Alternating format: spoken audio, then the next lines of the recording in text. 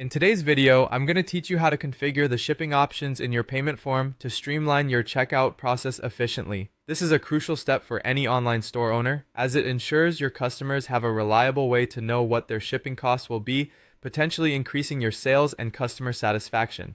First, let's start by opening your payment form.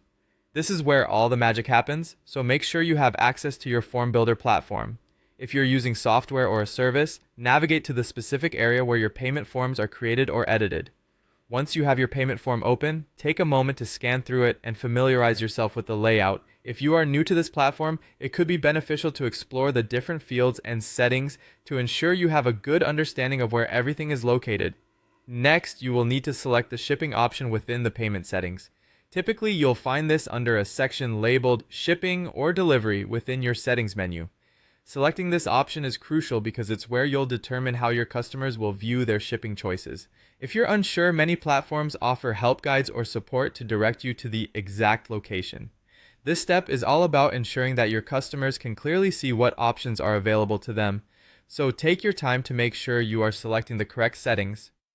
Now that you've chosen the shipping options, it's time to enter the shipping costs. This parameter is key, as it impacts the final price the customer sees. Consider your shipping policy and the rates you want to apply, whether that's flat rate, weight-based, or free shipping.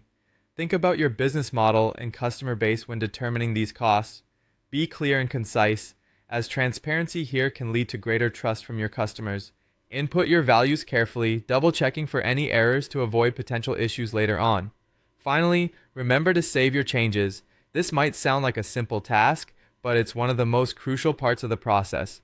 Failing to save means all the work you've done will be lost and you'll have to start over again. Look for a save button, typically located at the bottom or top of the settings page. After saving, it's a good practice to go back to your form and review everything once more to confirm your changes have been implemented correctly. By following these steps, you've made your payment form comprehensive and easy to navigate for your customers. Setting up the shipping options properly not only enhances user experience, but can also increase your sales by making the checkout process as smooth as possible. Thank you for tuning in today, and I hope you found this guide helpful. If you did, make sure to like and subscribe for more tutorials, and don't hesitate to reach out in the comments if you have any further questions. Have a great day!